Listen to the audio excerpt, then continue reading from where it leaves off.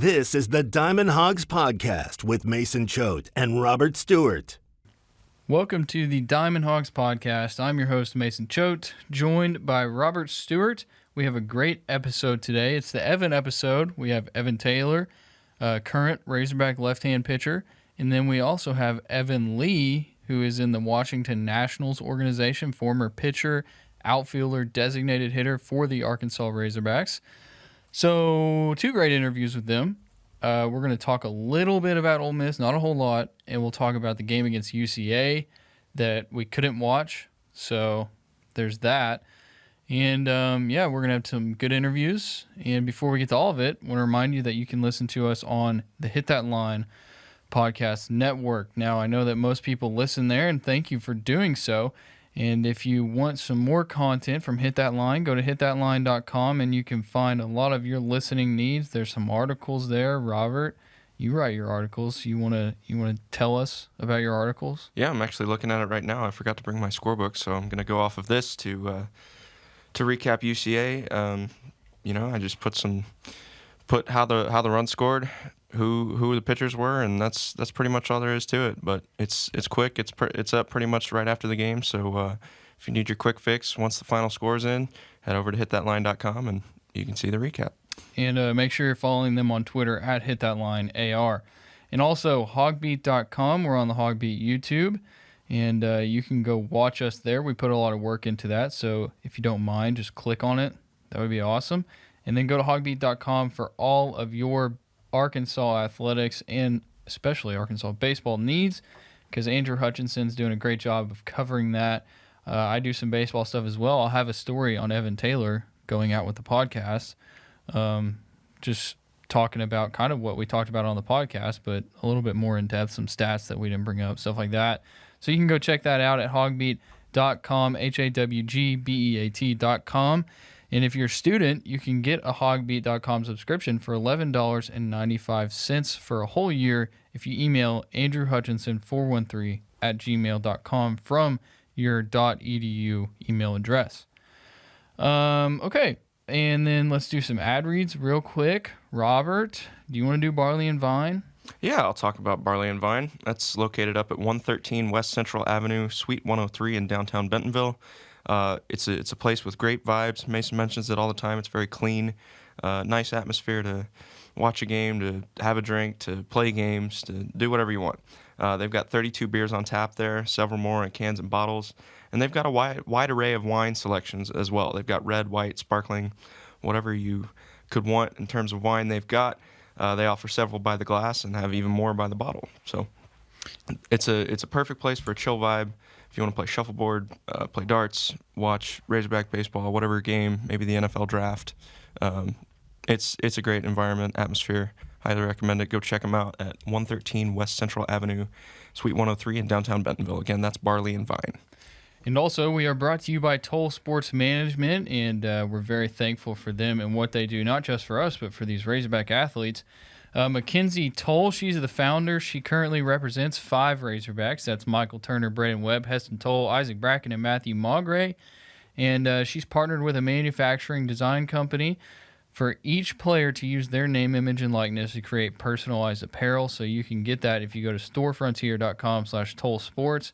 You can see all of that apparel, and I highly recommend you buy some to help out these players, because it's not only supporting them athletically, but financially. And so thank you to Toll Sports Management for your sponsorship.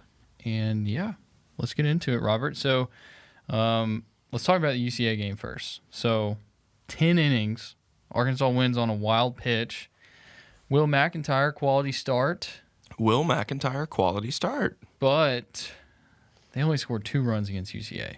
Against a pitcher, what was his name, Oliver Laufman, who had not started a game this year in college. I don't know if it's in college, but I'm pretty sure this year he also had like an 8-point-something ERA. His ERA was way up there. He was, I'm hesitant to say that he was impressive because I couldn't see it with my own eyes, but his stat line sure was impressive against the number 5 team in the nation. 7 innings.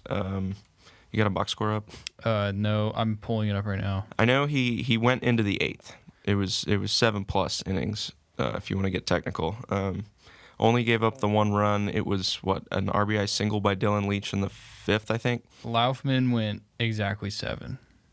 I think he walked the first batter in the 8th before he got pulled. Of course, that batter didn't score, but 7 innings, and then what was the rest of the stat line? 6 hits, 1 run. It was the earned run that you mentioned. 3 walks and 1 strikeout through 93 pitches. Yeah, that's pretty impressive. Again, hesitant to put all of my weight behind that because I didn't see it, but Phil did a pretty good job calling the game, I would say. Yeah. Don't really get to listen to him too often, so that was it was different. I liked it.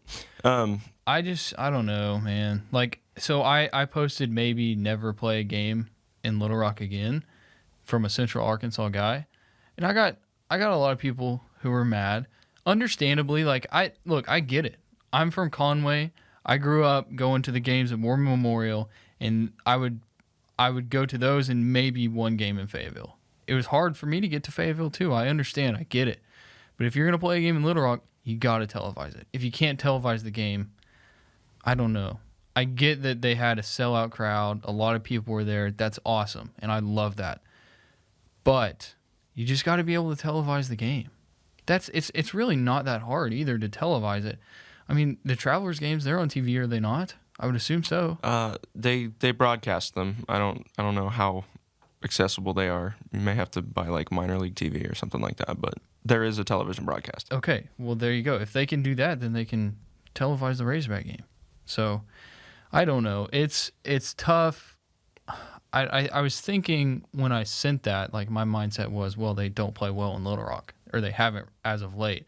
Football team, basketball team, or baseball team.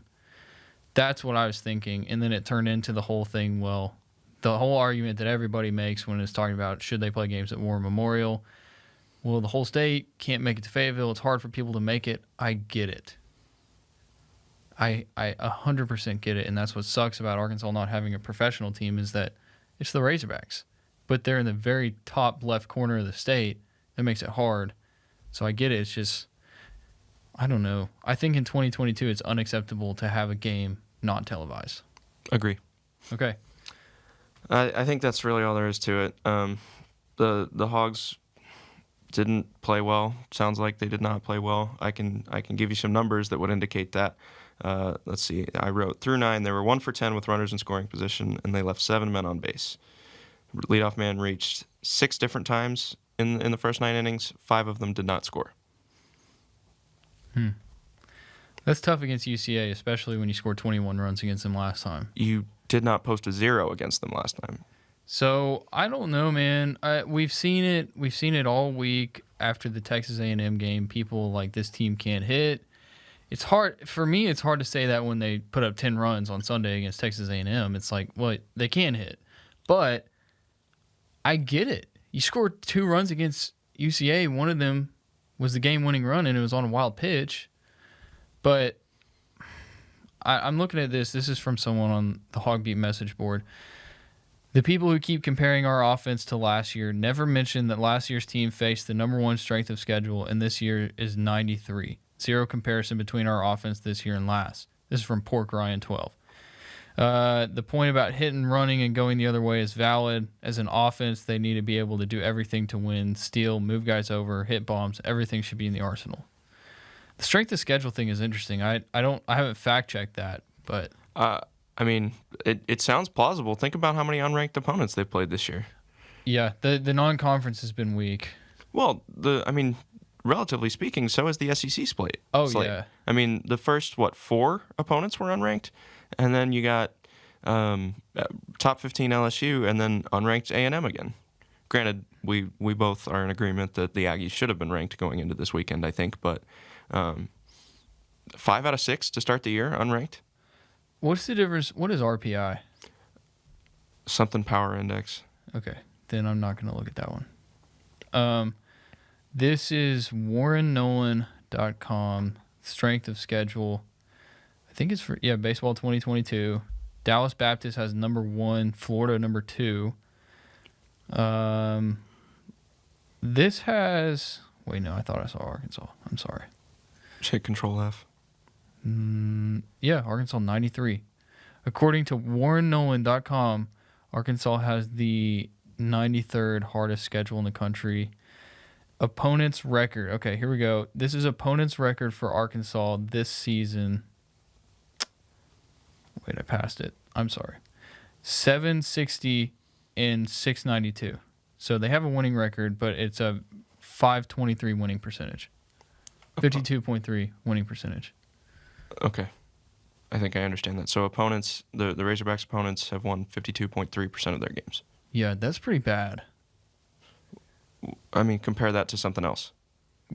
What's last year? What's the best on that list? The best is Dallas Baptist. Their opponents have a 66.6 winning percentage. That's a considerable difference. Yes. So that's an interesting point. So take that into account when you're talking about the offense or comparing the teams at all this year and last year. Mm-hmm. Anyways, yeah, so the UCA game. I tried my very best to read as little into midweek games as possible because they're not important. No, but also, I don't know, man. You had Robert Moore, Caden Wallace, Michael Turner, Brady Slavens, Jalen Battles, Braden Webb, Peyton Stovall. Like, that's 7 of your 9 normal starters. Borafin and Leach were in the lineup too.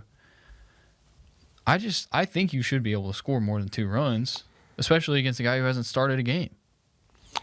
I think you're right. I'm not going to raise any alarms until they lose to Ole Miss, though.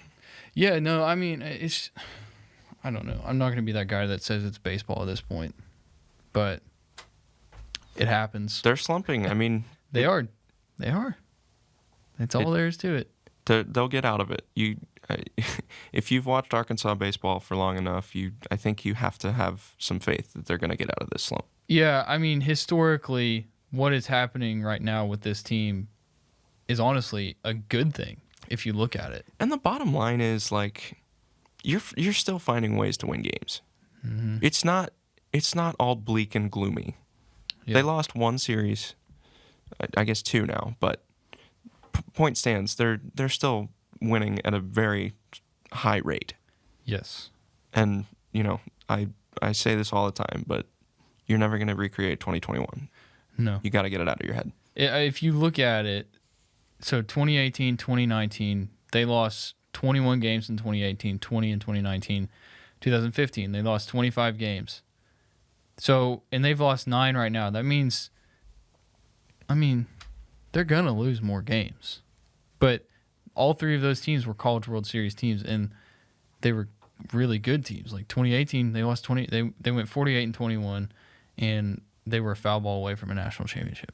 Mm-hmm. So, like you said, now is not the time to worry. If they go and they get swept by Ole Miss this weekend, then we're talking about a different conversation. But we'll see. So let's get into Ole Miss, Robert. Before we do, let's do an ad read real quick. Toll Sports Management. I want to remind you about them. Go to storefrontier.com/tollsports and support some of your favorite players. I know the people listening to this want to support these guys. Michael Turner, Braden Webb, Heston Toll, Isaac Bracken, and Matthew Maugray. Some of you might be big Turner Time guys or girls. And you know what? I was actually talking to Michael Turner. I figured out who runs the Turner Time account. Is it him? I'm not going to say anything, but it doesn't surprise me who runs the Turner Time account. And so it's a great account, but you can get a Turner Time t-shirt by going to storefrontier.com/tollsports.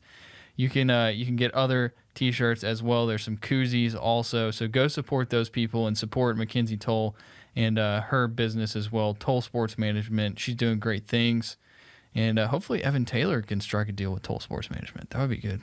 We asked him to on the interview. The newest friend of the Diamond Hogs podcast. Yes, so that means that he's going to have a great weekend this weekend. So, okay, go ahead.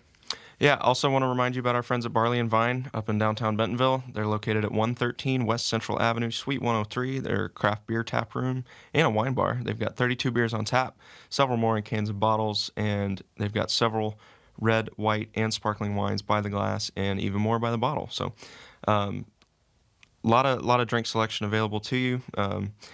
It's perfect for a chill vibe if you want to play shuffleboard, you want to play darts, you want to play board games, play some video games. They've got all of those things, couches. You can just lounge around, have a drink, watch a game. Razorbacks play 3 times this weekend, so if you're in downtown Bentonville, that's a great spot to go check them out. 113 West Central Avenue, Suite 103, and again, that's Barley and Vine. All right, real quick, we're just going to talk about Ole Miss real quick because we don't cover Ole Miss, so let's just tell us what you know, Robert. Okay, we just got out of the press conference with Dave Van Horn. Big takeaway for me is, he's not looking past them. That's always the attitude. Got to throw the records out, he said. Yeah. As far as Arkansas goes this weekend, though, you got your same rotation. Borfin might start, is what we've heard. Will McIntyre on the roster. Will McIntyre's on the roster. Could pitch Sunday, but I think they're going to hold him out to start next Tuesday. Last midweek game, right? I don't know. I think Missouri State on Tuesday is the last midweek game. So okay. Caden Wallace going to go back to lead off. Robert Moore sounds like it. More to the middle because he wants. We've heard this from Van Horn the whole year, but he really likes Moore getting opportunities to drive in runs, and the middle of the order is a good spot to do that. That was pretty much the big stuff, right? You can check out our Twitters. We live tweeted it. That or go to HawgBeat.com or the HawgBeat YouTube, and you can find the press conference there as well. Okay, Ole Miss coming off of a series loss to Mississippi State in Oxford. They dropped 2 of 3 games, but then they did beat Mississippi State on Tuesday. Yeah, they call that the Governor's Cup rivalry. They play it in Pearl, Mississippi, which I believe is the home of the AA Mississippi Braves. Okay. So that was officially a non-conference game. So they split 4 games, but Mississippi State gets 2 out of the 3 important ones. Ole Miss is 6-12 on the year, sitting in the cellar of the SEC West. Yes, they are in the West. Yeah, and they keep losing series, and they may be on the verge of missing the SEC tournament.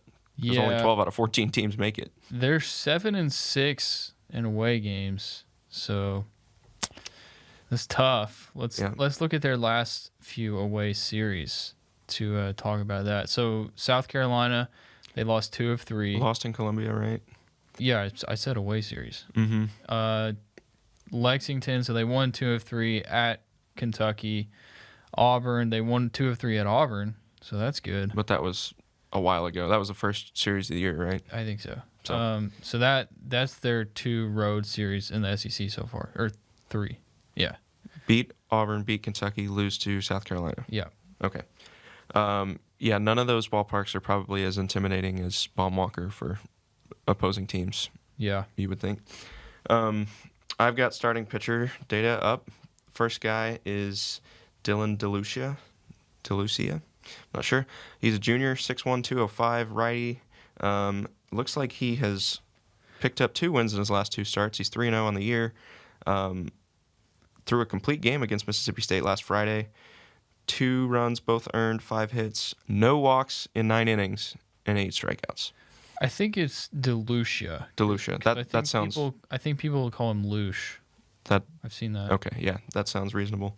117 pitches in that outing, 118 in the one before, through 7 2/3 at South Carolina. Gave up just 1 run, 6 hits, a walk, and 4 strikeouts. So this guy has brought his ERA in the last 2 weeks. Brought his ERA down from 6.15 to 4.40. So sounds like they've got themselves an ace. Yeah, he's probably gonna throw a lot of innings on Friday. He probably is going to do that. We sort of talked about this earlier this week, but if I were a betting man, I might take the under. Yeah, I would take the under for Friday's game if I were a betting man too. So he's your guy on Friday. What about the next 2 guys? Looking at Saturday, or Game 2 against Ole Miss, I think it was a Thursday, Friday, Saturday series. Hunter Elliott was the starter in that game. Let me find his stats. I got you. He is second on the team in ERA of those qualified at 3.19. He's a lefty, freshman lefty. Only threw 4 innings. Only gave up 1 run though. So, he has appeared in 12 games but started 4. So, not quite sure if he's starter material. Yeah. We've been looking. Delucia it says right here, Delucia's only started 3. Right, but 2 of those have been the last 2 weeks. So Okay. I think he's their guy. based on those 2 stat lines. He's probably their Friday night guy. Okay. Hunter Elliott, not really sure what to expect there. I was just gonna say, we were talking about this. We recognize a lot of the batters in this Ole Miss order, but the pitching staff seems to be the question mark with them. Yeah, I agree. I was going through the box score on their last conference game, and I recognized 8 of the 9 starters from just last year. So Tim Elko, obviously, he's their only guy hitting over 300. He's hitting 306, 16 homers, 51 RBI. I mean, this dude's just a monster. Right. Justin Bench, the third baseman, he's still there. Jacob Gonzalez, shortstop. Kevin Graham in the outfield. TJ McCants in center. Hayden Leatherwood. Peyton Chatinier, you remember him. He's the TikTok dude, I think. Dunhurst. Hayden Dunhurst was the first team All-SEC catcher last year, I think. Not certain of that, but he made a heck of a play in Oxford, I think. Maybe a grab over the dugout railing or something like that. But yeah, these names if you've been watching SEC baseball long enough. Yeah. Which is 1 year. So I don't think their offense is the problem. Ole Miss? Yeah. No, I don't know. I haven't watched enough Ole Miss baseball to confidently say what the problem is, to be honest with you. But if you look at it, they score a lot of runs. If you just go up and down their schedule, they have a lot of double-digit run games. I mean, Tennessee, throw that out. But, I mean, in every SEC series, aside from the Tennessee series, they've scored at least 9 runs in one game. Wait, no, they only scored 7 against Mississippi State, but still 7. Yeah, they're going to score a lot of runs. So you got it. Connor Nolan got to be on his game. shut them down. Game 1. Yep. And then you look at Hagen Smith, Jackson Wiggins. They got to be on their game too. Lucky that they're at home, but yeah, they need to bounce back. But at the same time, this could be a great bounce back opportunity for the Razorback hitters as well. Finishing off Hunter Elliott's stats here, he's got a 1.32 WHIP, a .234 batting average against. Doesn't really jump off the page.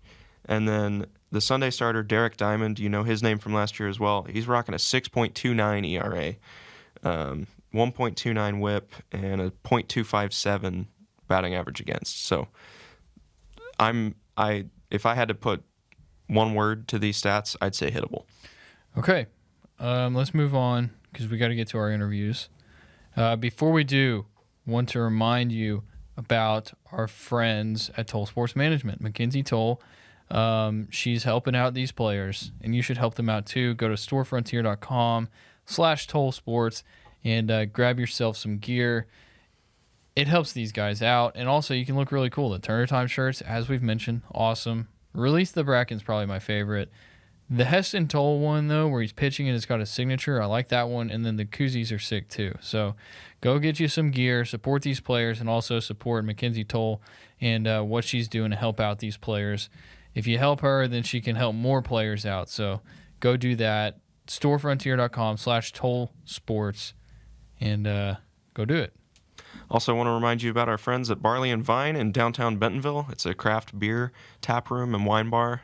Great place to go watch a game, have some delicious food. I haven't mentioned that yet. They're owned by the same folks as the First Seat Pub and Grill. They've got some great food that they will send right through the other room. 32 beers on tap, several more in cans and bottles. They've got a wide array of wine selections, red, white, sparkling. They offer several by the glass and even more by the bottle. Like I said, great place to watch a game, play some shuffleboard, throw some darts, play cards, play board games, video games, sit on the couch, have a beer. It's a great time, great atmosphere. Go check them out. They're at 113 West Central Avenue, Suite 103 in downtown Bentonville, and that is Barley and Vine. All right, let's get to our first interview, and that is with Arkansas relief pitcher Evan Taylor. You're listening to the Diamond Hogs Podcast with Mason Choate and Robert Stewart. All right, we now welcome on Evan Taylor, relief pitcher for the Arkansas Razorbacks. Evan, we're very excited to have you on. You're a very, very special guest. And I'm going to start with a hardball, to be honest. I'm going to start with a hard question. All right. So, are you guys hearing the noise right now? You just lost a series to Texas A&M. I mean, Robert and I, we're hearing the noise because we talk facts, and we're not going to sit here and rag on the team because we think that you guys are a talented team. But the haters are out. And so are you hearing it, and what do you think of it? Yeah, we're definitely hearing it. I mean, like, I promise you, like, we see more Arkansas baseball media on Twitter than anybody else. Like, we definitely see it. I mean, like, I don't think any of us really dig too deep into it or care about it, but we definitely see it. Yeah, so clearly Twitter isn't dealing with the loss very well, but how do you as players get yourselves in the right headspace to bounce back? I mean, obviously this weekend didn't go how we wanted it to. Like, I don't think anytime you're losing 2 out of 3, you lose a series, that it's what you want to happen. But I mean, I think you just sit back and you take the positives out of it. Like, I mean, Connor Nolan had a great start. We had a 5-run 8th inning. We fought back pretty well the other day. You know, we lost the game. We gave up 2 hits. Like, it just, and we hit balls on the screws all weekend. I mean, like, almost took the pitcher's heads off when he caught it. It's just like, you can't do anything about that. Like, hit the ball 100 miles an hour and he catches it 60 feet away from you. Like, you tip your cap. But I think you just take the positives about what happened, move on. Like, I think it's a little bit more of a sense of urgency. Like, the next weekend, like, all right, like, I think you'll probably catch us coming out swinging hot early and like attacking hitters early and all that kind of stuff. But like, I mean, yeah, I think you just kind of wear it, take the positives out of it, and then come back stronger next week. Well, for you individually, it was a positive weekend. You had 2 great outings. I mean, you're starting to every weekend just you're that guy. And so, but from an individual standpoint, when your team loses 2 games but you do great, how do you balance that? I mean, you probably won't find anybody more upset about a weekend than I am. Like, I go out and I could throw a perfect game and we lose. Like, I mean, I'm not going to start. So it's not going to happen. But like I could have the best weekend ever, but if we lose the games, then I'm still more mad probably than anybody else. But so I try not to look into all that kind of stuff about like myself or how I did, like, because I think that's kind of a slippery slope. You get yourself in a trap. You start caring about yourself too much, then things go the wrong way. But I mean, I would say just put your head down, work, get ready to do it again the next week. Okay, so we'll move away from this series loss now. Like Mason just said, you've been one of the bigger success stories out of the bullpen this year, but it hasn't really always been smooth sailing for you here at Arkansas. So I'm just wondering, like, how have you been so patient, and how have you dealt with, the trials and tribulations of your career? How have you gotten to where you are this season? I mean, a lot of it was just like looking back and being pretty realistic about like what was going on. Like, it was easy to tell myself like the first few years, like, oh, I'm not throwing because like we have the Golden Spikes winner as a closer and he's throwing 90 innings out of the bullpen. Like, nobody's throwing. Or, you know, the second year was like, oh, the year got cut short and I didn't have a great fall, so I wasn't throwing that much.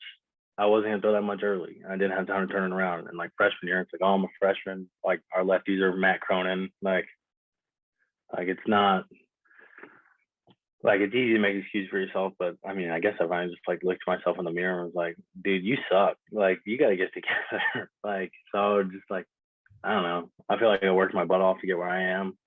I would have liked to throw more early, but if I wouldn't change what happened, like, I feel like it's made me a much better pitcher now than if I would have just came out my freshman year and thrown as much as I have.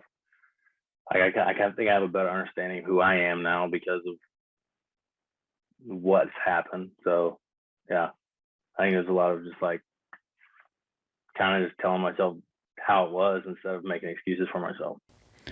What is it about Arkansas pitchers and maybe what's going on internally that you hit that point? It seems like we heard from Kevin Kopps last year a lot was he hit this point and he decided, hey, I'm going to start working harder than I ever have. And it just seems like the older pitchers, they hit their final year with the team and they start doing really good. Is there just something internally, or is it like a brotherhood mindset where everybody decides to get together, or what is it? I think there's a lot of stuff that goes into it. Like, I mean, for me, like, I was lucky enough to play with Kevin, and like I played catch with him every day. Like, I was hanging out, like we'd always go eat dinner on the road trips and everything. So I was always around Kevin. So I got to see like firsthand like what went into Kevin becoming Kevin. Like, so I think part of that, so you get to learn, and then like when you're an older guy, like there's not a lot of like when you're a freshman, you get to sit back and be like, oh, I can learn from the older guys. Like we get in a pinch in a game, like we're gonna give the ball to the older guys. It's like, oh well, check up. Now I'm an older guy. Like now I'm the dude that gets the ball. So I think it's a little bit of a reality check about like, I mean, like it's time for me to. It's like it's not fun to wear the uniform anymore. Like I'm here to win ball games. Like so, like, and I want to be a part of that. So you kind of get thrown in the fire pit a little bit. It's like you have a little bit of growing up to do, I guess. Let's stay on the topic of Kevin Kopps for a minute. We got a great story a couple weeks ago from Matt Goodhart about him. We've heard from Zebulon Vermillion before. Just wondering, do you have any awesome Kevin Kopps stories that you'd like to share with us? I was literally just telling one today, and it's not my story. So you might want to ask like a Cole Ramage or somebody, but apparently Coach Johnson was big into like the hip thrust chop or whatever. Like is like in bullpens or whatever. And so Kevin would do it like in bullpens, just like messing around, whatever, like his freshman year. And apparently they were on a road game, and he like strikes out somebody in a big out, and he like hip thrust towards the dugout, and like I don't know. I would love to see the video of it, but like that is probably my most favorite Kevin Kopps story I've been told recently. Okay, that's another one to add to the. We need somebody to go find that video because I don't know if it's true or not. What I need that video. It? Do you remember what series? I have no clue. I'd have been like 16 then, so I have no clue. Okay. Well, we might try to dig that up. Gotta have Cole Ramage on the show. Yeah, we'll ask Cole too. I say I can ask. I can ask around and figure out when it was. Okay, let's do that. Okay, so you've got a couple brothers who pitch at other schools. That's kind of been a big thing about when Evan Taylor pitches this year. It's kind of like in the past when Robert Moore's at bat and they say, well, you know who Robert Moore's dad is? And it's like when you're pitching, it's like, well, Evan's got some brothers who pitch too. So just what's that been like? And growing up in your household, how was the competition and how did that make you better? Oh, I mean, we're probably the most competitive house in the country. Like everything is competition. Like we're all, like, especially during quarantine, we're all pretty big golfers now. So like I'm in the market for new wedges right now. Like I'm pretty excited about that. My little brother just got fitted. My older brother gets to play all the time. So like I think quarantine, like we had like this like Taylor Brother Championship, whatever, to see who's the best golfer. That was intense. Like I won that tournament before it started. I was talking so much crap to my brothers, whatever. But yeah, I think we put like some prize on the line or something. But yeah, it's super cool that they get to do what they do. Like I think Grant's pitching a lot as a freshman, which is more than me and my older brother can say. I think my older brother's got like 10 saves right now. Like he's the closer for UAB.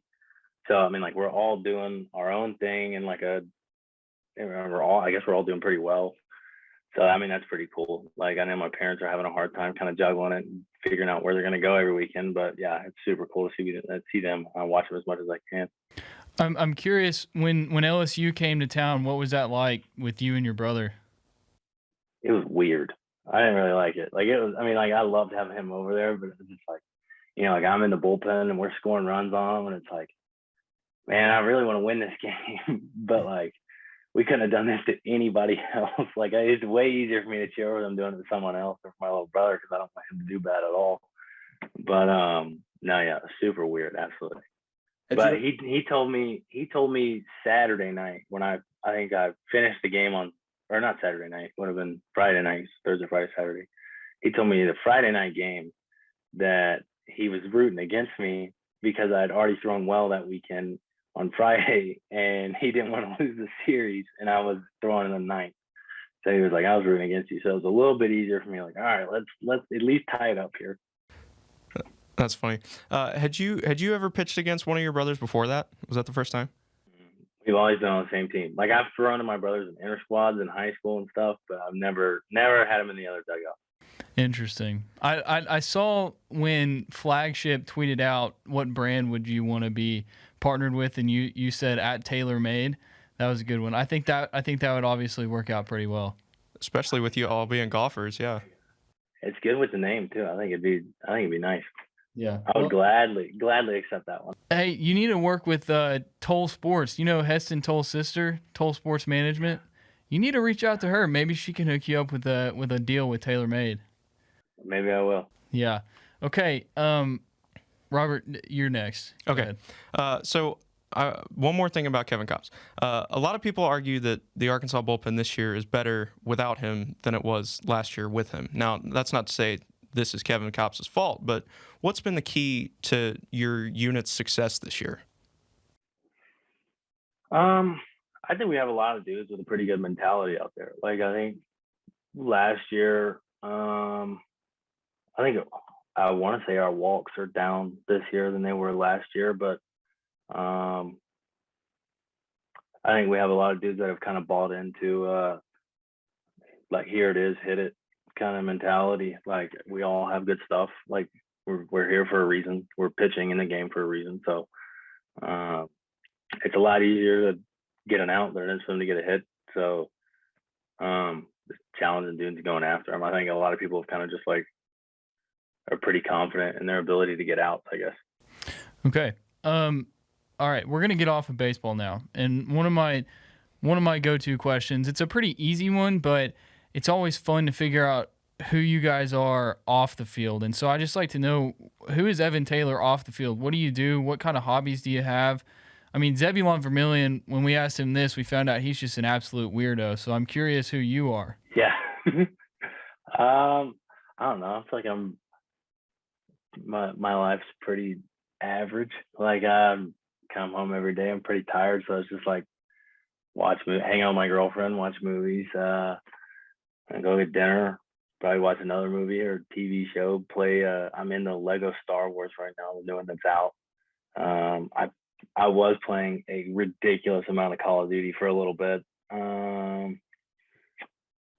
Yeah, I mean, go golf as much as I can. Like that's probably my main priority. But feel like every off day we have it rain. So, yeah. I got one. So what I want to stay on golf here. If you could have any three people to complete a 4-man group and play on any course in the world, who are you going with and where are you playing? I mean, I think you have to go Augusta National. Like, I don't think there's not really another answer for that one. I would say Pebble Beach, but Pebble Beach would kick my butt. Like I hit the ball so high, the wind would be awful. So definitely Augusta National. I mean, I think easy answer, Tiger Woods. Does it have to be golfers or can it be anybody? Anybody.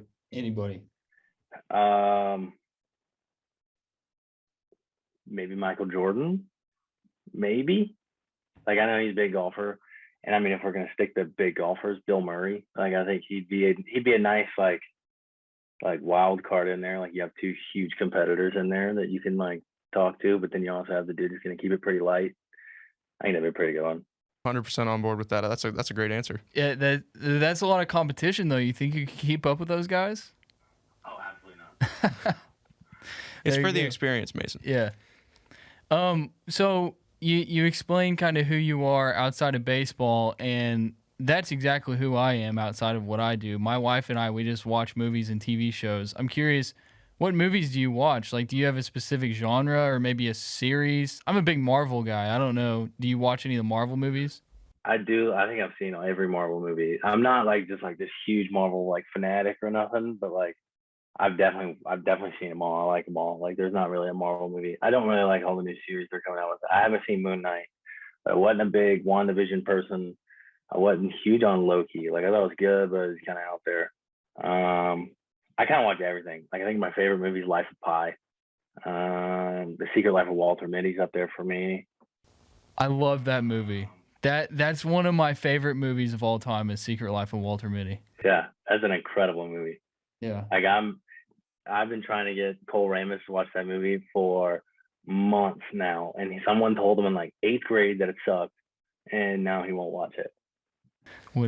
Come on, Cole. Yeah. Come on. So Lego Star Wars. I try to convince my wife to let me buy that. Is it worth it? It's definitely worth it. Like I mean, did you ever play old Lego Star Wars? I played it on the DS, but that was it. I haven't played it on like an actual console. See, I think I had it on the GameCube like super long ago, but it's probably the best Lego Star Wars game yet, but you also get to play all 9 movies.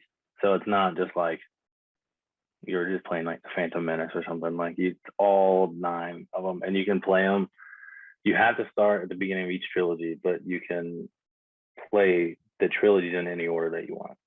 So it's pretty cool. Yeah. Wow. Okay. Are you a big Minecraft guy? No, my little brother is. I know that. I was going to ask if you ever had the pleasure of playing with Kevin Kops and Jort Boss 45, but I guess not. No, but I did hear about Jordan Boss 45. Dude, that was hilarious. I did not know that. So Kevin Kops just does everything, I guess. Matt Goodhart sent me a video of him spraying his moss with buttermilk. Is that something that you ever watched Kevin do? Kevin's pretty out there. Like he has a lot of interesting activities. So, another question that I really like to ask is, if you don't want to answer this, fine. But it's always interesting who you room with, and maybe just on road trips or who you live with now, because it's always weird sometimes which players get matched up with which players. I wouldn't have expected it sometime. I mean, who have you been rooming with on the road this year? Mark Adamiak. Okay. What are the vibes like? He goes to bed really early. Like he just I'll just look over and be 9 o'clock and he passed out. He didn't know he fell asleep. Like he's just out.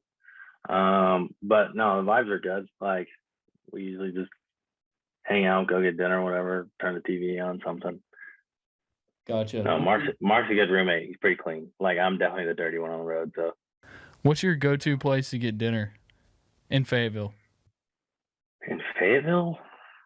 Oh, I don't know. I usually say Mexican food, but I don't really have a spot up here. That's my favorite. I don't know. I don't really have a favorite spot right now. It's like I feel like I never get to go eat dinner out anymore because we're always on the road or playing games. Yeah, no, that makes a lot of sense. What is the shift in season like when you finish school and then all of a sudden you don't have to worry about that and you've got some pretty big baseball games to play toward the end of the season? What's that shift like? I would say the biggest thing is you just go from practice and working out in the afternoon to practice and working out in the morning. Like they try and give you as much day as you can to do whatever you need. So I don't know, like in the past, if we've had like we win a series on the weekend or whatever, or get back in the SC tournament, like we usually have a tee time scheduled for the day we get back. Or going to the range or something, but usually it's pretty light. Like it'll be more just like come in and throw and work out and maybe do like PFP or something. But no, I like it a lot better because we get to go in and get it all done in the morning, and it's the rest of the day to yourself rather than just like waking up and waiting to get up there. Just a few more questions here, man. And I'm curious what you think of the team this season, because when we talked to Zebulon Vermillion, he said of the teams he's been a part of, he thinks that this one's the most talented. And I'm curious what you think, because I mean, you've been a part of quite a bit of teams now. You've been here at Arkansas for a little bit, so where do you think this team stacks up to the teams that you've been part of in the past? I would probably say this is the most talented team. Like, I mean, like you can go through, like the dudes that we've lost in the past, and there's an argument for everybody who took their spot. Like, like you're not gonna be able to replace Heston Kerstad or something like that. But or Kevin Kopp's out of the bullpen, but you can kind of moneyball it a little bit and be like, okay, well, you got these two dudes who are averaging together better than that guy, like, and out of the bullpen. So like if you split, I mean, you're not going to touch Kevin's numbers, but like you have two relievers who have like 30 innings apiece, but if you combine them as one and give them 60 innings, they still have a better ERA than this guy. So it's just like picking up the slack where dude left, like filling shoes, whether you can do it with one or two guys. But I'd say talent-wise, we're definitely one of the most talented teams I've played on. So last year, it goes without saying, but you guys were number one for probably more than half the season, and it's not that way this year. So do you feel like there's like less pressure this year, or is it just weirder to deal with? How have you made that adjustment, I guess? I don't think there's more pressure or less pressure. I mean, like last year, we couldn't have cared less that we were number one in the country because we weren't worried about being the best team in the regular season. Like we wanted to perform at the end, and like obviously that didn't work out exactly how we wanted it to. But now I'd say this year it's more like we ruffled a lot of feathers last year because we would come to a lot of people's places and take two or three from them and leave. So I would say there's definitely a bigger target on our back this year than last year, because like last year everybody's like, oh, like well, they're not going to get us. Like they haven't lost a series yet, but like that's not going to happen to us. And then it did, and now they're like, oh, well, now we definitely want a piece of them again. So I think we have a bigger target on our back this year for sure. All right, this will be the last one for me, Evan. For you individually, we've seen you this year, and like I said, you're that guy out of the pen. You're strong and you're doing really well, but there's a lot of season left, and there's plenty of room to improve. So, where do you want to see yourself improve moving forward as an individual pitcher? Probably more. I don't know. I feel like I've been walking right-handed batters recently. That's frustrating. And it's not like it hadn't really hurt me because there's been bases open or whatever, but I think I walked Barry against LSU and I walked Claunch this weekend, and I really didn't want to do that. So, like at no point was I like, oh, I have a base open, so I don't really have to throw to him. Like, no, I'd rather just get this guy out and keep my pitch count down so I can go 3 days a weekend. But probably attacking hitters better. Like I feel like I'm getting behind in counts when I shouldn't be. Like I'll go 2-0 on a guy and be like, oh, well, here we go. Now I gotta throw him 2 strikes like in a row. Like I'd rather just throw him those 2 strikes early and kind of get to a count where I can throw whatever I want rather than kind of just sell out for something. All right, so this will be the last one for me. We are going to go to the SEC tournament in Hoover, and I mean, you've done that several times now. What is the atmosphere there like, and are there any things that we have to do while we're there? It's tough. I live 2 hours from there, and I really don't know. I would say, I mean, we stay at the mall, so like we always kind of have stuff to do. Like our hotel's connected to the mall, but the food court gets old pretty fast, and you can only go to finish line like a few times before you've seen it all. So I don't know. There's a pretty good Top Golf in Birmingham. Birmingham's kind of out of the way, but like I think it's called the Vulcan. It's like a big statue on like a cliff that's pretty cool. I mean, my brother goes to school there. I can definitely ask him. All right. Note to self: bring golf clubs. Yeah, bring golf clubs. Okay. Yes, actually, yeah, bring golf clubs. There's a really nice Robert Trent Jones course there. It's called Ross Bridge. All right. It's long. It's like 8,200 yards, but like it's gigantic. Like they have, I think, 2 700-yard par 5s. But yeah, it's ridiculous. But it's super nice. You got to go down there. All right. We might take your advice there and do that. Okay. Evan Taylor, thank you so much for your time. I do want to let you know that it is statistically proven that Razorbacks that come on this podcast, they do better on the field after they're on this podcast. I just want you to know that. So be looking out for that. And if you just want to tell the guys, just say, hey, Diamond Hogs podcast, go talk to the guys. We'll take that as well. Absolutely. All right, Evan, thanks so much for your time, man, and good luck the rest of the season. Absolutely. Thank y'all. Thanks, Evan. You're listening to the Diamond Hogs podcast with Mason Choate and Robert Stewart. Big thanks to Evan Taylor. Great interview with him. Excited to finally have another Razorback back on the podcast, and he was good. He was good. Big golfer. Big golfer. All right, and when you're golfing, you know what? You need to have some Chinook seeds while you're doing it. Chinook Seedery. Go to the website. It's at ChinookSeedery.com and use code DHP at checkout. So I've tried all of the seeds now. And Rank them for us. I'm ready to give my ranking 1 through 6, not including the cinnamon toast. It did not come in my box. But number 1 ranking of Chinook Seedery, I'm going to go with the jalapeno ranch. The jalapeno ranch, it's got some kick and it's got the ranch flavor that I like. So it's by far and away the best flavor, in my opinion. It's really not close. Number 2, we're going to go with a hatch chili. So it tastes just like you're eating a chili dog. Like, I'm being for real. Like, are you a chili dog guy? A little bit. If you like chili dogs, the hatch chili is just like you're putting chili dog seeds in your mouth. And it's really good. Great flavor. It's like the high-quality chili dogs. Number 3, I don't have it with me because I already finished off the bag, but it's the Parmesan and pepper. I got to try that one. That one was good. I like the Parmesan and pepper. I already finished the bag, so that's how good it was. Number 4, the Smokehouse Barbecue. The only reason I put Smokehouse Barbecue number 4 is because it's got some spice to it, and I like that. I just wish maybe a little bit more flavor, more barbecue flavor. I don't know. That's just number 4. It's hard because the flavors are so good. Number 5, original. Going simple and sweet. Original. It's not too salty, and it doesn't make your mouth hurt. That's the worst thing with sunflower seeds. It's like you can't eat them too much because it makes your mouth hurt. And with these Chinook seeds, it doesn't happen. And then number 6, dill pickle. Dill pickle. I'm not a pickle guy, so I'll take the bag off your hands. dill pickle is it's last place for me. Just because I'm not a pickle guy. I don't like the pickle flavor. You can have the bag. I don't care.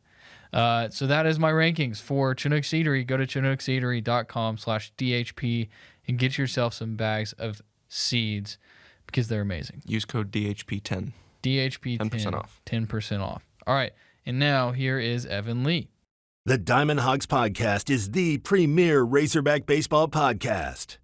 All right. We now welcome on Evan Lee, former Razorback, now in the Washington Nationals organization. So Robert is very excited about this one. Robert, I'll tell you what, man, I'll give you the first question for this interview. All right, Evan, welcome to the show, man. Minor league life, what's it like? Shoot, it's gotten a lot better over the years. Starting out in rookie ball, you got to kind of earn your way. Just play into the upper levels. That's the goal. And I mean, it's definitely a lot different than SEC baseball for sure. You're playing on the backfields with no fans, and really have to love baseball to continue your career. But I mean, everybody's dream as a kid growing up is to play in the major leagues. And so, A-ball, rookie ball, it was a grind for sure. Hot, very humid. I mean, you can't escape Florida for nothing. And so as you start progressing, A-ball, high A, double A, that's where I'm at now in Harrisburg, Pennsylvania. Life gets a lot better. Fans, game atmospheres all get better, and so it's been awesome. It gives me a feel more of back in the SEC at Arkansas now that I'm in Double A. It's been an awesome experience. Yeah, so you are in Double A, and every time I talk to Kevin Bohannon, he's always telling me how good Evan Lee's doing. So, how are you feeling this season? I mean, are you feeling like this is the best ball you've been playing since you've been in the minors? Absolutely. For one, I mean, the experience that I've gained over the years in the minor leagues has been great. Just recently got added to the 40-man roster, and so that was a big big factor in, hey, this dream can happen. It gave me motivation going into this off season that, hey, this could be the year that I make my debut. This could be the year that I make an appearance in a major league game. And so just added fuel to the fire. And I feel like coming into camp, I put on a lot of good weight, good muscle mass to be able to get through this season healthy.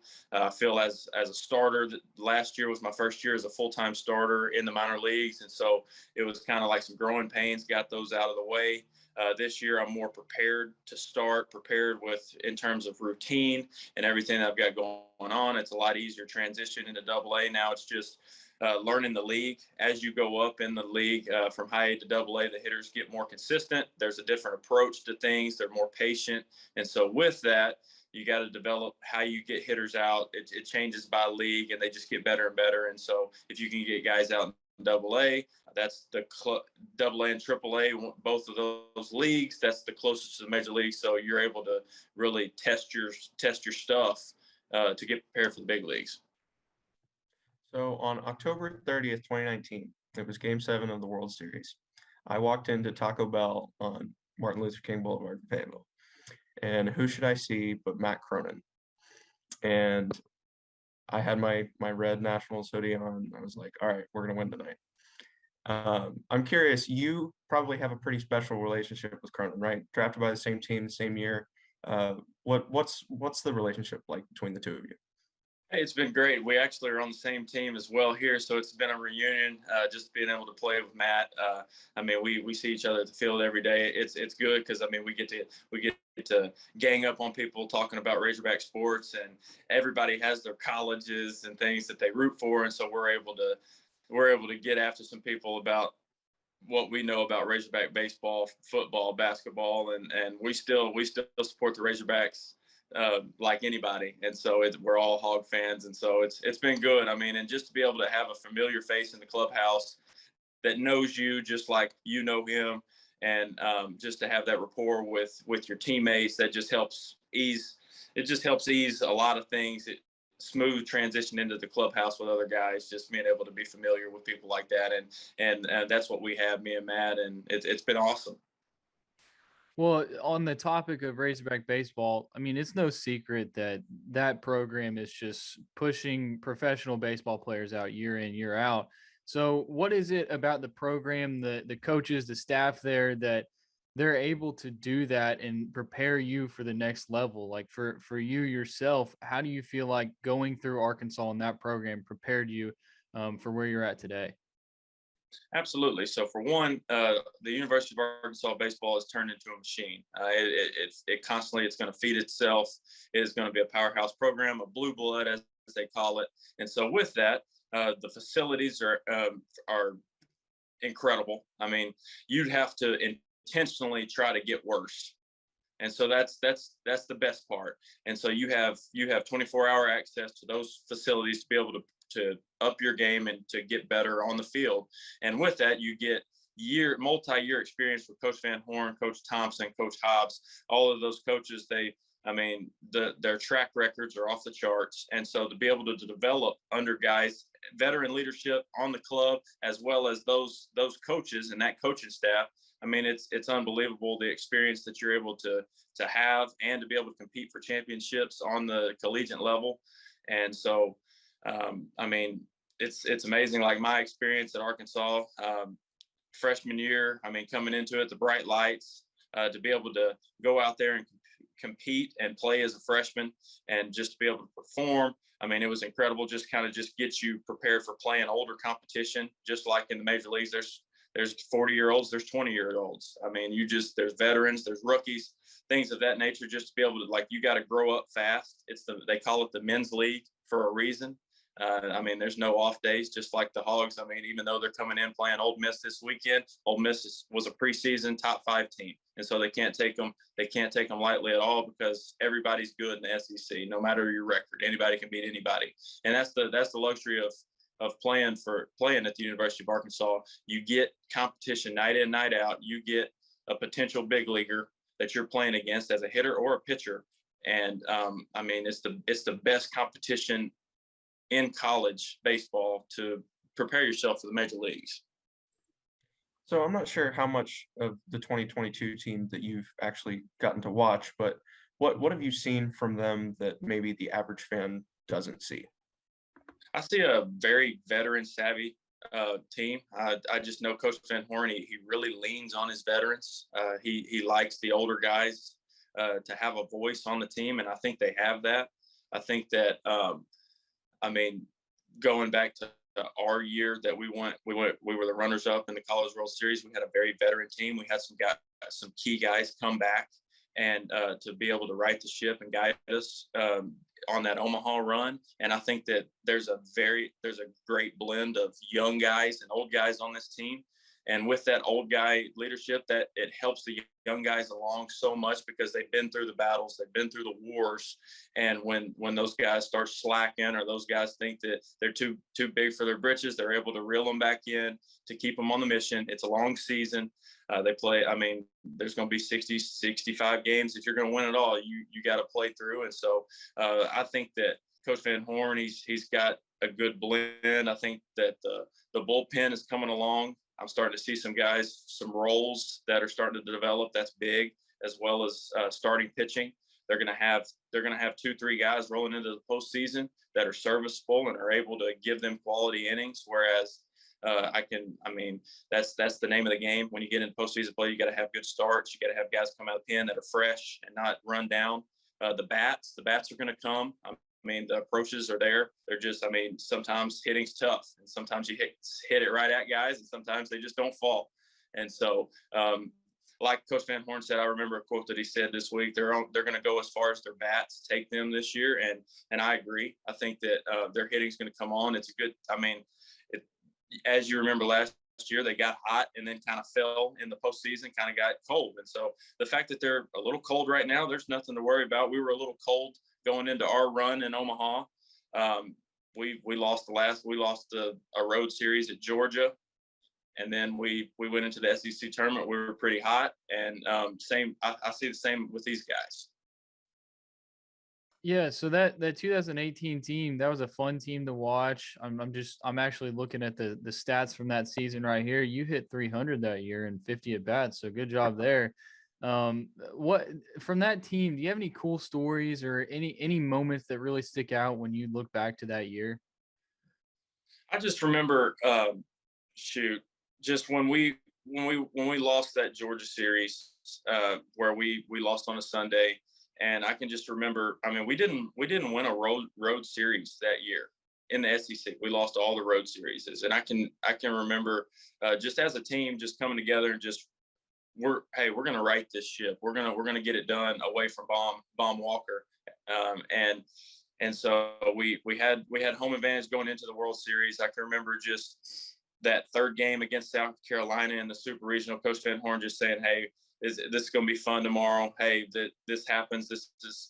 I think we got blown out on Saturday." And so we had the end all be all game 3 Super Regional. I can remember Coach Van Horn just tell us, "Hey, it's going to be a party tomorrow night. We're gonna come out and get after these guys," and we sure did. I think we put 6 or 7 on them in the first inning and just buried them. And he's been through it. Coach Van Horn, he's been through the battles. He's been through the wars. He can predict these things, and the fact that you have that guy that's been through it and to give you that motivation and to give you that confidence in yourself. I can remember that. I can remember just, I mean, good or bad. I can remember the bad part. I can remember when we dropped the foul ball. I can just remember you could have heard a pin drop in the locker room. Just emotionally, it drained us. I can remember going to the scouting report meeting that next morning and just, I mean, we were just, you could tell, I mean, just kind of dead. And, but it was a heck of a ride. I can just, a bunch of memories just going down there and beating Florida in the SEC tournament. There's a lot of memories. Just what we did at home, I believe we swept Kentucky opening weekend, just absolutely unbelievable. There's some memories in there that I can just, it's just, you remember for the rest of your life. So a couple of weeks ago, we had Matt Goodhart on the show, and he gave us one of the best Kevin Kopp stories we've ever heard. So this is sort of a two-parter. I don't know how well you got to know Kevin while he was here. if you have any Kevin Cobb stories, lay it on us. And number two, who did you room with on the road, and what was that like for you? So Kevin is Kevin's awesome. So for one, I got the luxury of playing with Kevin for 2 years before Kevin was Kevin.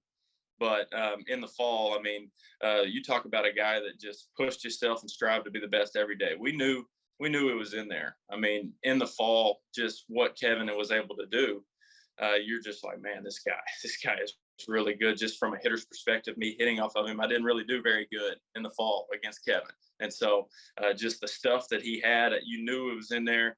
Once he put it together, it was going to be incredible. I mean, the guy works his tail off. He's one of the hardest workers that I've ever got the pleasure to know. I mean, from the classroom to off the field to everything, he's just a genuine person, and that's hard to come by nowadays. Just being just so genuine and just being the same guy every day.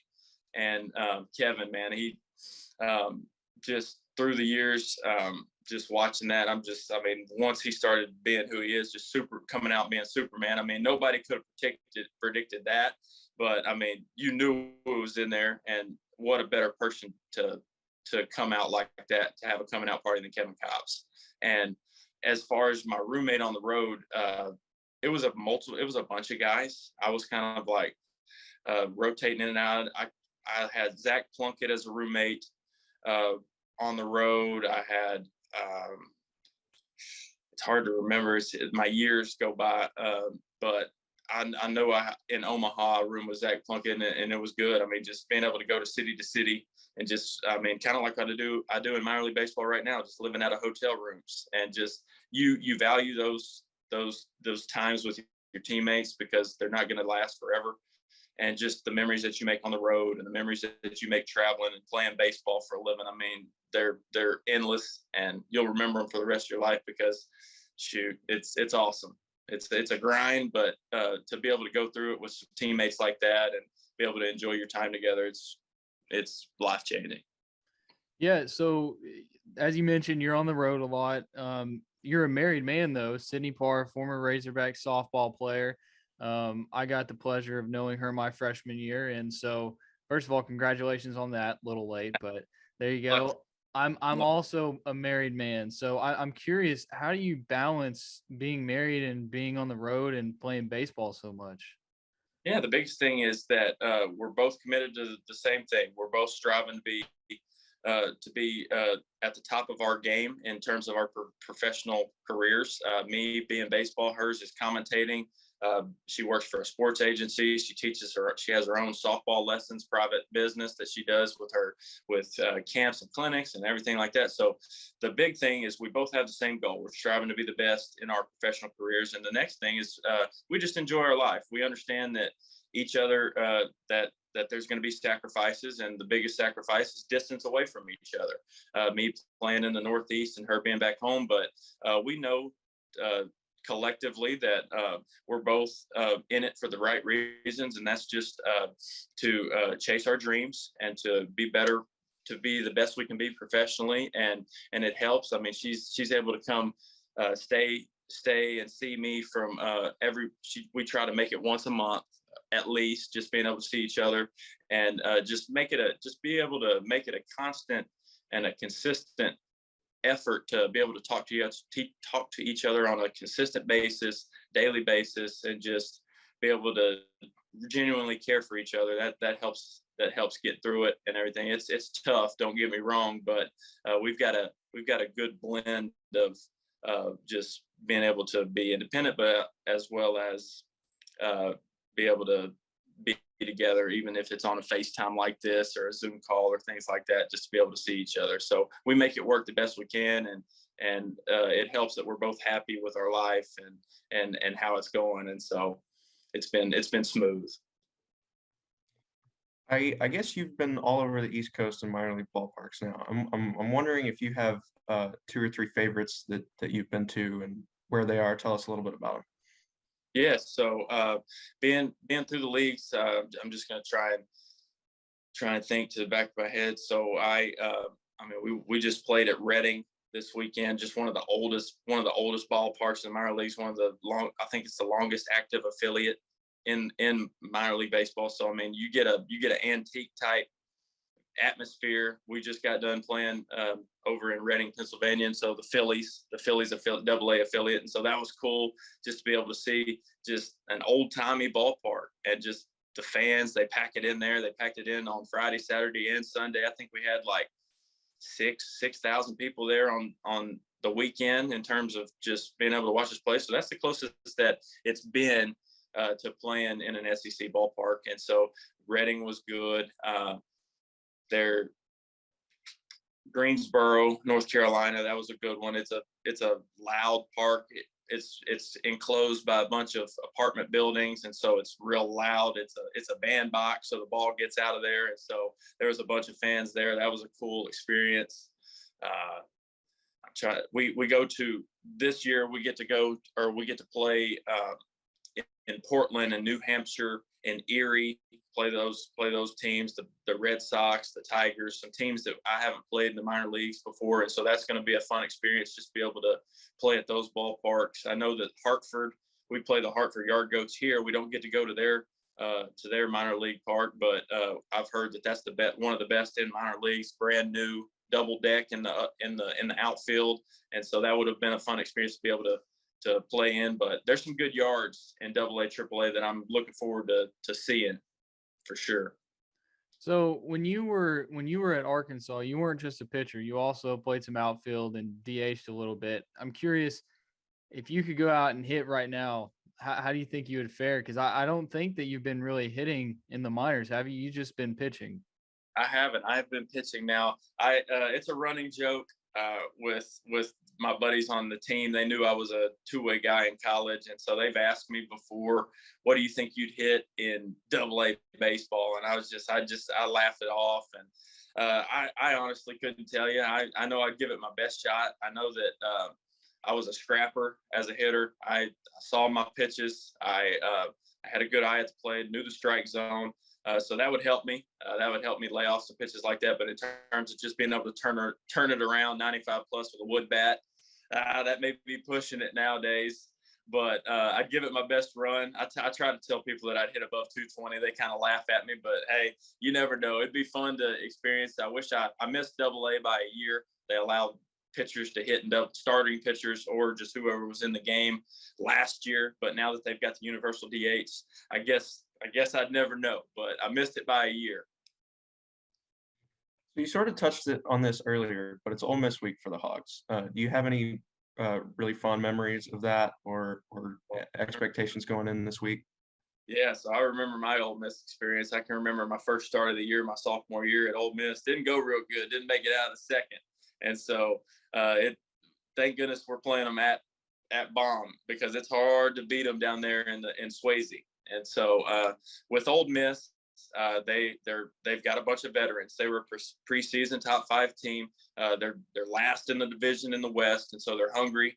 Their season's not going really good for their expectations. I know that Coach Bianco, he's a very fiery coach. He's in the pursuit of excellence. He wants to be great. I mean, they notoriously are in the top of the league, and so they want to get back there. They're going to be hungry. Those veterans are going to be ready to go this week, and so Arkansas, they're going to have to get out on them early because if you let them win one game, you let them hang in there. Anybody can beat anybody in the SEC, especially with veteran leadership and some bats in there, especially like Tim Elko. He's been there for multiple years. He's been through the battles. Somebody like that could get hot, and before you know it, you're down a game, or you got to win both games the Saturday or Sunday set. And so it's really good to get the first game. You got to go out there and get the first game, and then after that, you got to do what you're supposed to. You got to win the games that you're supposed to win. And this is a weekend series where you got to take at least 2 out of 3 from these guys and just right the ship from Texas A&M this weekend. You're at home, you're in front of your home crowd, and so you got to put a good product out there. You got to get back on track going into the next weekend for sure. All right. Well, on the topic of winning, you went to Bryant High School and you guys were really good. You played with Blaine Knight there, I believe, right? Oh, Yes, okay. sir. Yeah. So I'm from Conway, Oh, and so I just want to know, like, do you realize that Bryant, they just like do so much illegal recruiting? Like, were you part of the illegal recruiting where they bring in these really talented players and then they just have like a lot of really bad stuff going on in Bryant? absolutely, 100%. I'll never forget. I moved to Bryant. My dad's the athletic director at Bryant, and so I moved in my 9th grade year. And little did I know just the culture and what's expected at Bryant, and it's to win. And they don't play around with it. They'll run you out of town if you're not going to win. And so it's a great culture. For one, I got to play under Coach Kirk Bach, one of the winningest coaches in the state of Arkansas, and just to be able to just what he demanded from us as players on a daily basis. I mean, 6 a.m. in the morning. You got 1 week, you got the first week of school off, but then every other day was 6 a.m. in the morning and then practice in the afternoon. And whether you liked it or not, we never had tryouts for baseball. The numbers always worked themselves out because guys would just run down and quit. And it was like we'd start out at about 60 guys. We looked like a football team out there. And by the end of the season, there'd be about 25, 30 of us. And so it was a system. And he was big on, he never cut anybody. They always worked themselves out. And just to be able to play for him and what he demanded, and the expectations, and just learning how to practice, learning how to go about baseball, play the game the right way, learning to value teammates and to play as a team, not as an individual. There's not enough of it in the game nowadays. It's more towards the individual. He harped on playing as a team, situational game, bunting guys over, moving guys, 2-out hitting, just all the little intricate details that as a player will impact you and make you a better player. That was what we did at Bryan, and I believe that's why we were so successful, is because we never disregarded the very, very fine little details. We always made a conscious effort to practice it. Our practices were just as hard or even harder than the games. We wanted the games to be the fun day. And so and try to beat the Wampus Cats as much as we could. That's what we tried to do. Wampus Cats, Catholic, all those bitter rivals. Oh yeah, we were coming. Noel Boucher, Barry Looters, my brother-in-law Jordan Wicks, future brother-in-law Jordan Wicks. He played at Conway, and so we jarred each other all the time about that rivalry. It's a big one, and so, brother, Conway got us this year. I do know that. I still keep up, so it's a war. This is always a good question we have for pitchers that come on the show. So I'm curious, another two-parter here, but the best hitter you ever faced in practice at Arkansas, and then maybe the best hitter you ever faced in games during SEC play. Yeah, absolutely. So I'd say the best hitter in practice at Arkansas was that always hit me well was Grant Cook. Grant Cook, it was always a tough out for him. And Heston, of course, the Heston Kerstadt. He was really good too. That guy could swing the bat a little bit. And so just to be able to go, I mean, that guy was the number 2 overall pick in the draft. Just things like that. That just adds to the fire that, hey, you go to Arkansas, you're going to play against the best guys in the country. You're going to go against top 5 round picks. And with that, you're preparing for Major League Baseball, because these guys are going to grow up, they're going to get better, and they're going to make it to the big leagues. And so I've played against multiple big leaguers. Just from the SEC, I can think back to there's guys constantly making their debuts. And then in terms of pitching in a game, on the college side or the professional side? On the college side. College side. Okay, so I pitched against, I would say, if I had to guess, I would probably say Braden Shoemake. Braden Shoemake probably had the best career for Texas A&M. That was my freshman year. I only had to face him once, thankfully, but left-handed hitter, could really swing it, and he would be a good one. I remember he was really good at A&M. Michael Curry from Georgia. I remember he took me deep. He hit it. That ball's still going in the parking lot at Georgia on that Sunday game. So I'd say that's a good one. That's off the top of my head. Those are the at bats I remember. Good. Gotcha. So you mentioned. Sorry, go ahead. Oh, no, that was it. So you mentioned Grant Cook. I've always been curious about this. Do you think it's easier for your battery mate to be a good hitter, or former battery mate maybe to be a good hitter off of you because he knows what you have to throw?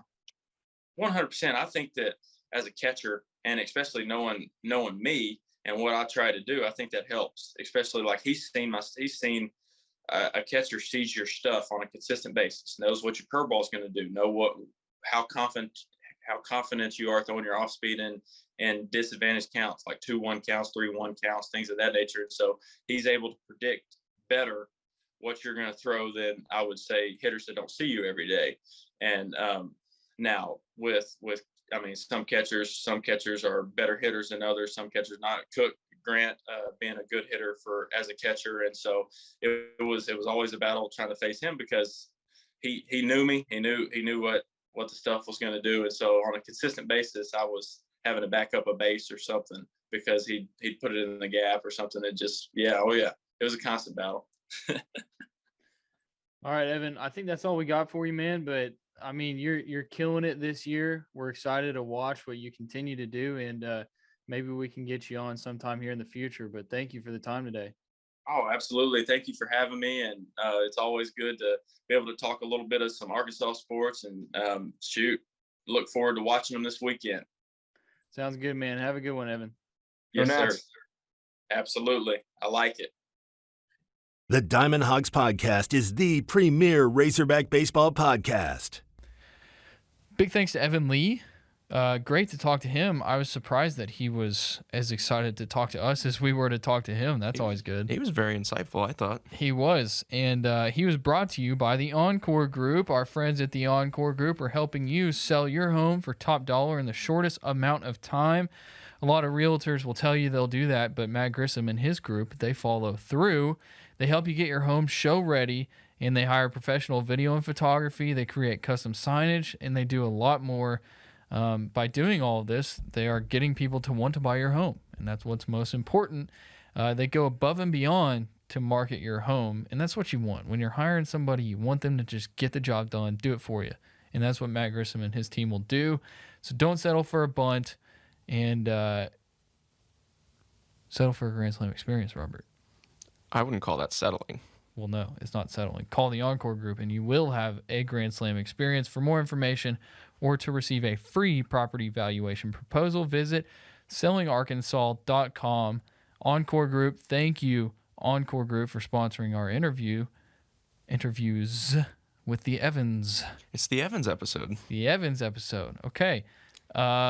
Reminder about Barley and Vine. Go, Robert. Yes. Also want to thank our friends at Barley and Vine for sponsoring us. They are a craft beer tap room and wine bar in downtown Bentonville. They've got 32 beers on tap, several more in cans and bottles. They've got wine as well, as I said. They've got a wide array. They've got reds, whites, sparkling. Offer several by the glass, even more by the bottle. If you're looking for a chill vibe on a weekend or just a weeknight, head up there to downtown Bentonville. They've got couches. It's a nice, clean bar. They've got games, shuffleboard, darts, board games, card games, video games, all of the above.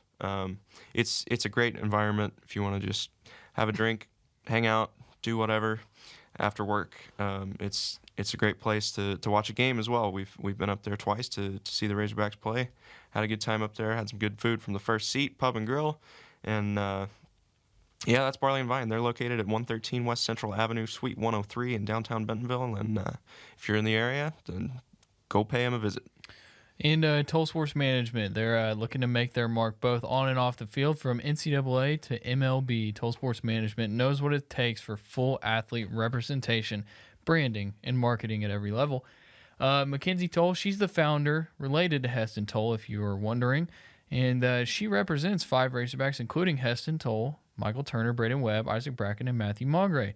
Some names that you might really like. Toll Sports Management, they partnered with a manufacturing design company for each player to use their name, image, and likeness to create personalized apparel.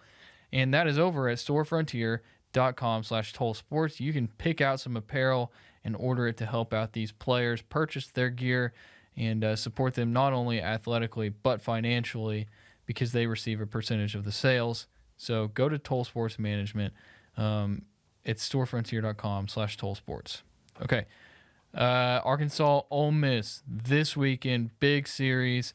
2 of the games are going to be nationally televised. So Friday's game is going to be on the SEC Network Plus at 6:30, but then Saturday at 7, ESPN2, Sunday at noon on ESPN. ESPN. ESPN. The real one. The real one. Is that going to be the first college baseball game this season on ESPN? I think that's what the press release said, right? Awesome. Yeah, I guess so. I'd have to double check, but one of the first. That's big time. So you'll be able to watch that, and then we'll have your recap on Monday. Robert, you have anything else before we go? I do not. Okay. Looking forward to a great time at the ballpark this weekend. Good to be back at Baum after a while away. So Yeah. yeah. All right. Well, we will talk to everybody on Monday. You've been listening to the Diamond Hogs Podcast. Follow the guys on Twitter at Choate Mason and at DRStew32.